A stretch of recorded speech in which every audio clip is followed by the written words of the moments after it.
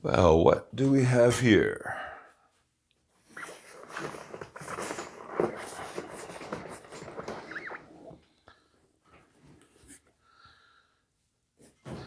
JMP 4-hole. It's got a handle. Maybe it's a replacement. It looks like a much later handle. I'm not sure what the year of the amp is yet. And with the black on white, let's see what we see here.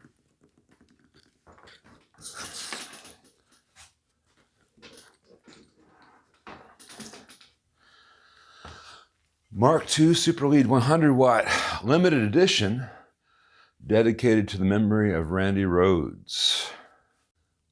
So this is a interesting one.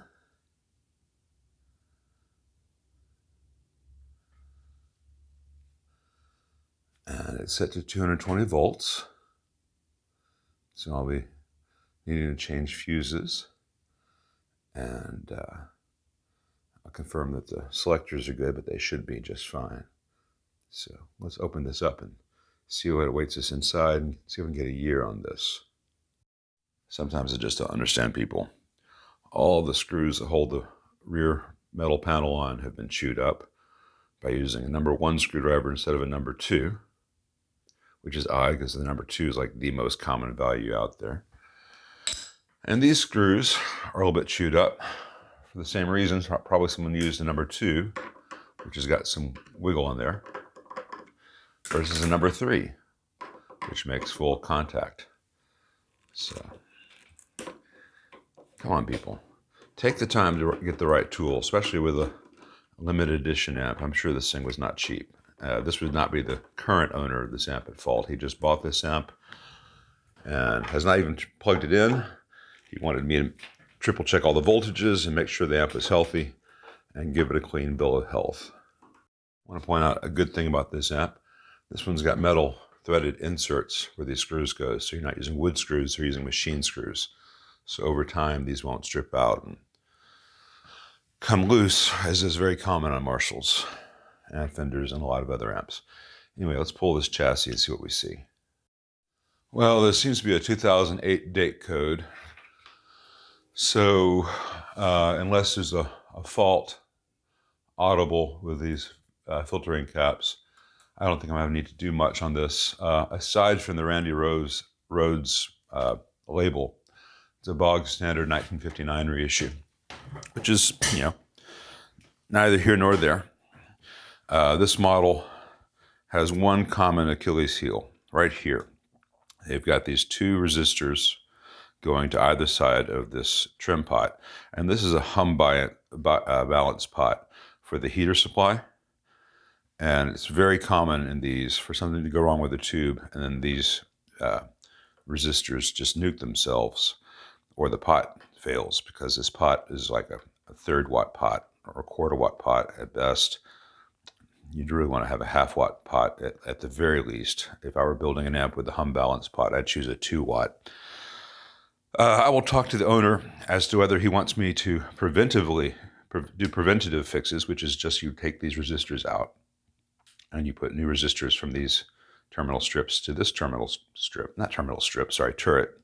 So instead of having this whole network, you just say 100 ohm, 100 ohm, 1/2 watt up in the air. If they burn, they won't burn the board, and they're less likely to burn. That's up to him, as if he wants me to make any changes. If it's working perfectly as is, he may want it stock. I'll tell you what we're going to do before we do anything else.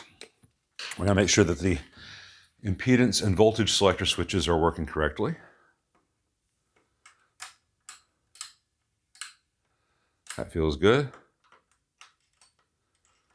That feels good. So it came at 230 volts. I'm setting it to 110 volts, which is probably going to be fine with 120. It's probably a nominal 110. They just printed this a long time ago. But it means I need to change these the mains fuse, which you can't see.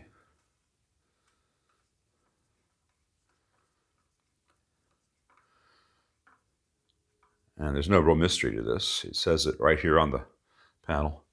230 or 220 volt, use a 3.15 amp fuse.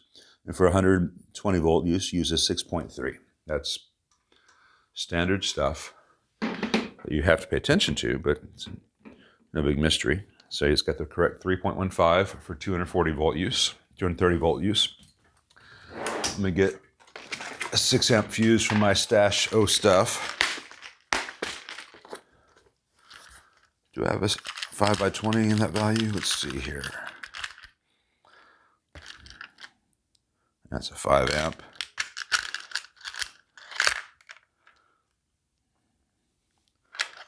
The divider came out of my bins. Don't want to get my fuses mixed up. Just a second. I'll show you what I'm talking about.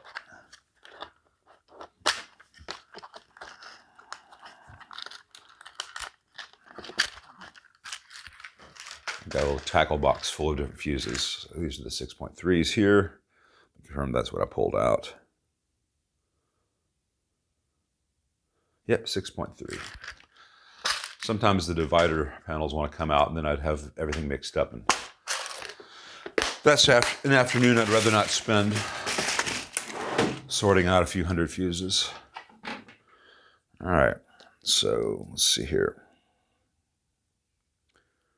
The bit I want to show you.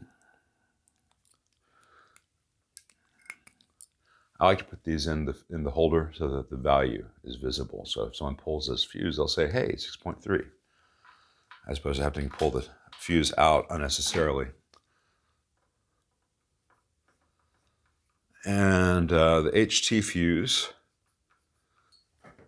should be a 1 amp, which I will confirm. Hopefully these yield 34s are good, because this is the wrong week to need new tubes. All right, so here we have a fuse, and the value is at this end, so I've got to pull it out just to see. And it is a 1 amp time delay, correct.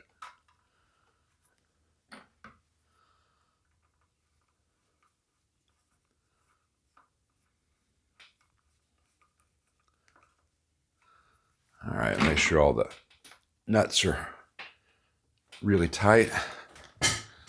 Finger tight will suffice.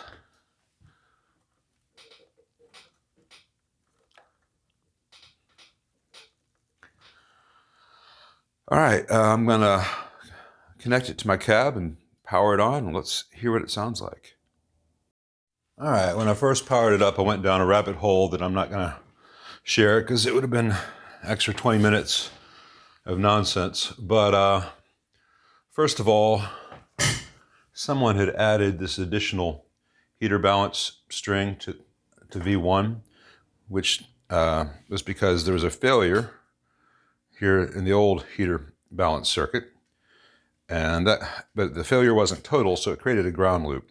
So I removed the 2 resistors down there on the board, R32 and R31, and just put in those 100 ohm half-watt resistors from those turrets to that turret. That trim pot can stay there. It's out of the circuit now. And I removed the non-necessary stuff that was added to V1. And that got the heater hum dealt with. But now there's an issue.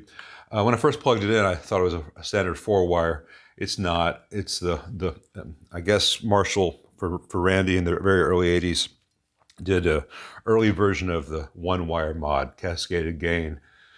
So if you go into volume 2, it then goes through the circuit and feeds everything, and then goes back into channel 1, which goes here. So if you're going into this input jack, you have that gain, and you have to have both of them to have signal. The issue with how it's working right now is that this pot, the volume 1 pot, which is either the master volume if you're using the first input, or the standard-ish 1959 super lead. I'll talk about the differences when I show you this schematic, which I drew out. This pot is no good. It goes from nothing to full up instantly. So here's off.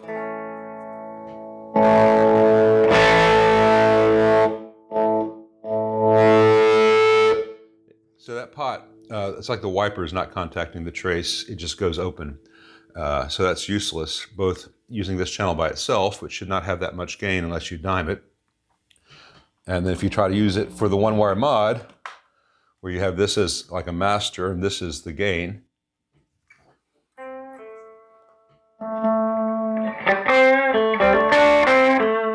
you have no real control because this pot instantly goes to full volume.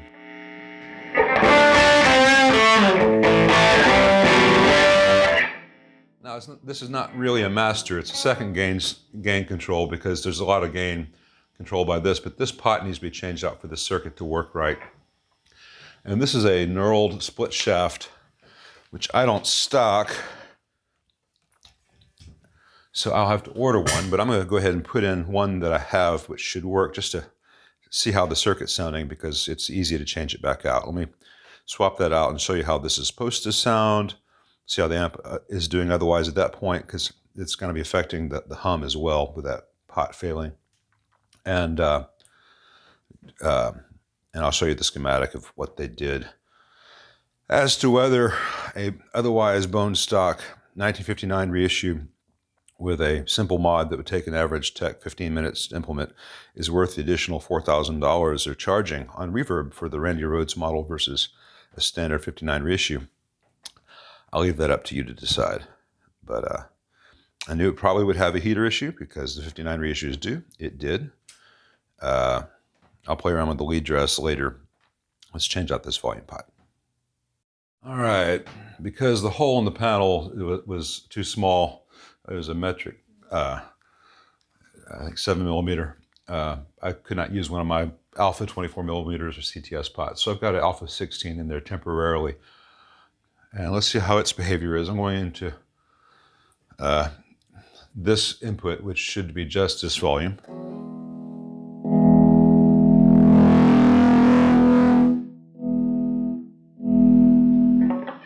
Much better.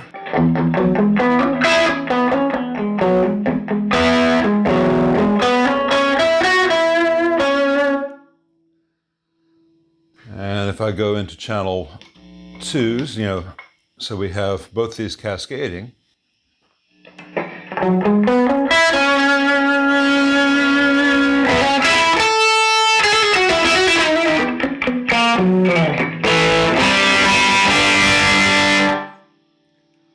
That's really loud. There's no master volume on this amp. I think it would definitely benefit from one. It'd be much more usable, but that's up to the owner, and collectors are crazy. So I'm going to briefly test this for now. My cab can handle 125, 130 watts. So I think for a short period, if I don't nuke it, it'll be all right. I might put in a temporary pseudo master volume. I'll discuss that in a little bit. One of the things I'll also do is I'm going to run a dummy load in parallel with the speaker, just to save about 3 dB doing that. But the amp's a lot healthier that way. Now notice if I unplug, there's a hum. It's to a degree that'll go away once the shielding is in place. Some of that is just because of the way this is mixed with that. It's not an ideal circuit. I think it's just something that they did for Randy real fast at the factory, and it worked well enough. This is not the most refined of high gain mods for 1959.